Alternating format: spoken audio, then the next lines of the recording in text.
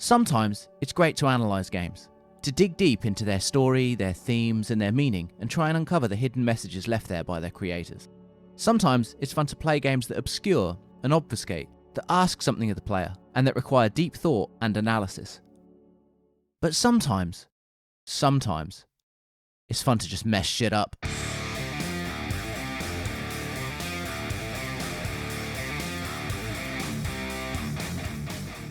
This is Warhammer 40,000 Boltgun, a new retro-inspired shooter from developer Auroch Digital and publisher Focus Home Interactive. Set on the Forge world of Greya, several years after the events of Warhammer 40,000 Space Marine, Boltgun actually acts as a canonical sequel to that game, which also has its own sequel on the way soon? Anyway, the premise here is relatively basic. Essentially, there was a dude called Inquisitor Drogon, who tried to create a weapon using a power source that linked to the warp, a reality that coexists alongside ours and produces immeasurable energy, but also houses the forces of chaos. In trying to enact his plan, he ends up opening a portal to the warp and letting in the forces of chaos, after himself being corrupted by them. He's then killed and the planet is saved, but the power source remains under the watchful eye of the Inquisition. Think of them like the gatekeepers of humanity. Now, some tech priests charged with monitoring the power source have gone rogue and are after its power once again. This in turn leads to another invasion of the planet by more forces of chaos. You play as Malum Kado, an ultramarine dispatched along with his unit to secure the power source and stop the invasion with the help of Drogo's old servo skull, which, for those who don't know, is essentially like a little drone helper. It's not important. Anyway, during planetfall, the pod crashes, killing all other members of the unit and leaving you to take on the threat alone. Luckily, because you're an ultramarine, this just means more kills for you, and you set off to annihilate anything in your way and achieve your mission alone. Much like the game to which it acts as a canonical sequel, Boltgun's story is mainly a basic setup more than anything else. While you do get a few old school style cutscene animations occasionally throughout the game, it's pretty safe to say that narrative is not the game's chief focus. While it uses the property well and creates a compelling enough concept for both fans and the uninitiated, it's clear within a few minutes that you're not going to be plumbing the depths of 40k's deep lore here. Also on this score, it's worth noting at this point that Boltgun probably could have done a little bit more to help out newcomers when it comes to the IP's vast lore. I mean, I'm not expecting pages and pages of codex entries or hours of cutscenes, but I can imagine anyone who knows nothing about 40k when they boot this up probably being more than a little lost as to what is actually going on here. Still, what all this culminates in is a decent, if somewhat shallow story that fits well into the 40k universe and successfully acts as both a sequel to Space Marine and a standalone tale. Also, if you want to know a little bit more about Space Marine, I'll leave a link to my review below the like and subscribe buttons in the description. You know, just mentioning those in case you fancy subscribing or whatever. Anyway, enough about the story. Let's talk about what really makes Boltgun shine, the gameplay.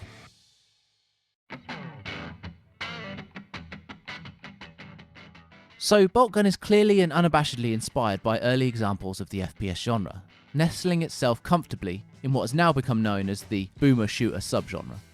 While this might be clear from the game's presentation alone, it's actually also true of the game's design as well, with most levels structured either as key hunts, clearing arenas, or a mix of both. Essentially, the gameplay loop usually involves a few linear corridors followed by a large open area, some of which contain keys to find to progress, and others which lock you in and task you with purging the enemies before you can progress further. Now, while this might sound repetitive and a little derivative, Boltgun mixes up its environments, enemies, and weapons enough to keep this from getting boring. Starting off with the chainsword, early on you'll get the titular Boltgun, and let me tell you, this thing is dope. So often, early weapons get left behind in these kind of games, but here, I was using this thing from the first stage to the end boss. Next, you'll get the shotgun, and again, this can often be a stumbling block for games like this, as the power level and capability from range has to be balanced just right. Luckily, Boltgun nails this too, and the shotty is an absolute beast here from close range. Next, you have the plasma gun, which fires powerful but slower shots and also has some splash damage. Then there's the heavy bolter, and man, this thing, whew, probably my favourite weapon in the game, man. It's just so raw.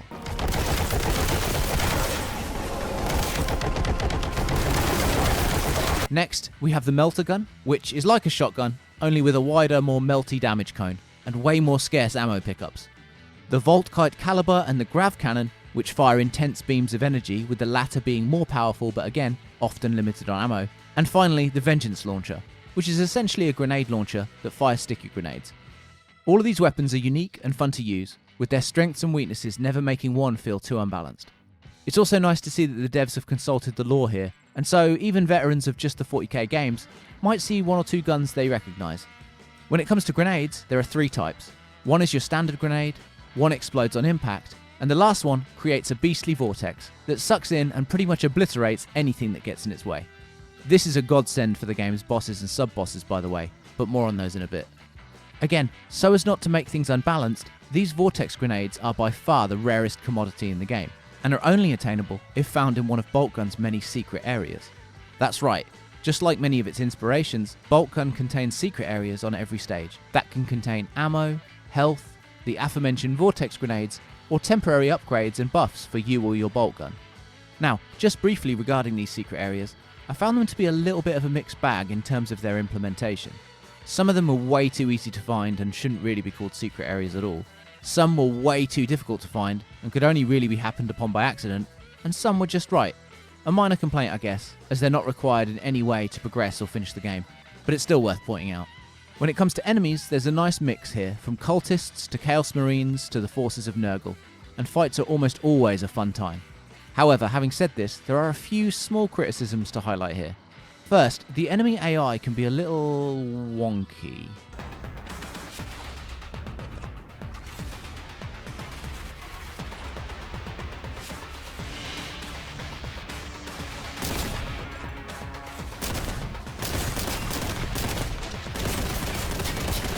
What the hell are you doing? Second, there aren't too many boss monsters, and most of them involve the same tactic to beat.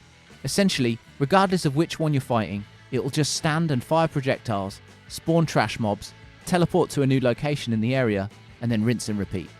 On top of this, the boss's health pools are often boringly large, and have tendency to sometimes use enemies to lock shields on themselves, forcing you to kill other foes before you're once again able to damage them at all. And this drags the fights out even more. But more than all of this, you just feel sometimes that you're fighting the same bosses too many times, or perhaps at the wrong times, meaning that the pacing can be hurt on occasion. Also, speaking of pacing, the game does falter a little here for a few reasons. First is the aforementioned boss placement, second is the over-reliance on arena sections, especially in the game's second half, which can often kill the pacing, and third is the general mission design, which, while innovative and often varied, creates some stages that are too long and much weaker in premise than others. I feel like Boltgun really succeeds when it's working in the key-finding, old-school FPS area, and this is reflected in the map and mission designs. But these are all minor criticisms, and in the grand scheme of things, all in all, Boltgun is a blast to play from start to finish. Its weapons are varied, its enemies are great fun to fight, and its stages are interesting and well designed for the most part, with only a few minor issues that can hold them back just a little bit. In terms of presentation, this game will look amazing to the right person. Now, what I mean by that is, if you're like me, old, or have a soft spot for this kind of old school aesthetic, then you'll be right at home here. But obviously, it won't convert those who aren't fans of this particular look. I guess what I mean is, you've got to love the more pixelated visuals, as Boltgun is very, very clearly not going for photorealism. Regardless though, what can't be faulted in any way is the sound and music, both of which are incredible here.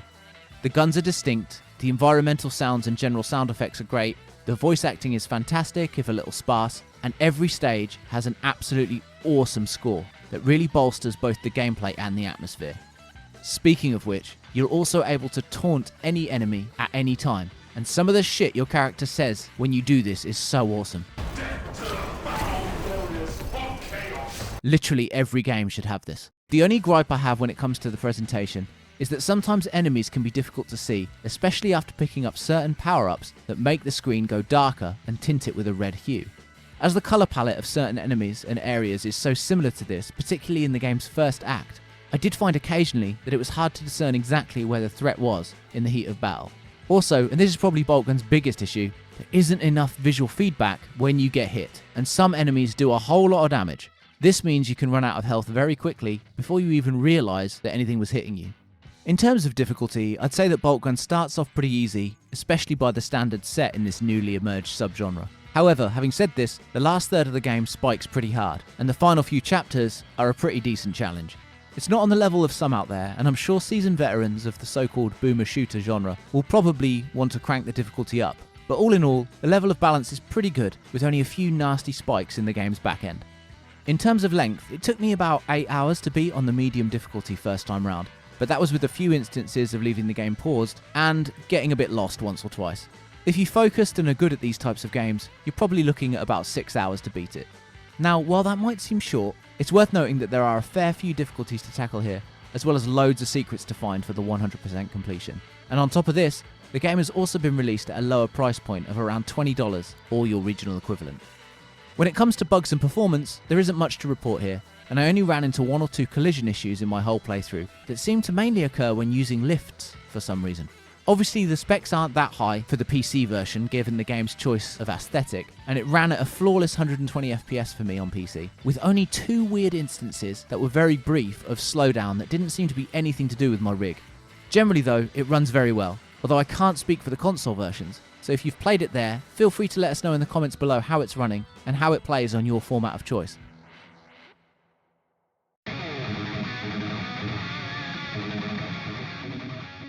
Warhammer 40,000 Boltgun is a fantastic old-school FPS and a perfect fit for the IP. Its great production value, fun gameplay loop, and positioning within the wider canon of games makes it a great choice for both 40k fans and those looking for a great throwback shooter. While its pathing and pacing can be a little erratic and its AI a little bit wonky, its amazing visuals, sounds, score, gameplay and atmosphere more than make up for it, and even elevate it above its competition.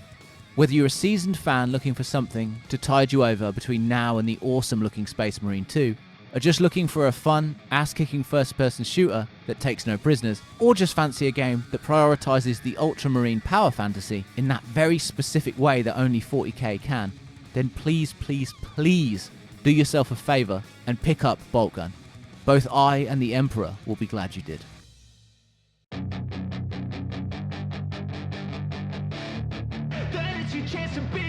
Hey kid, don't ever let them get inside your head. They'll tell you what to do in life instead of everything you know that you could get.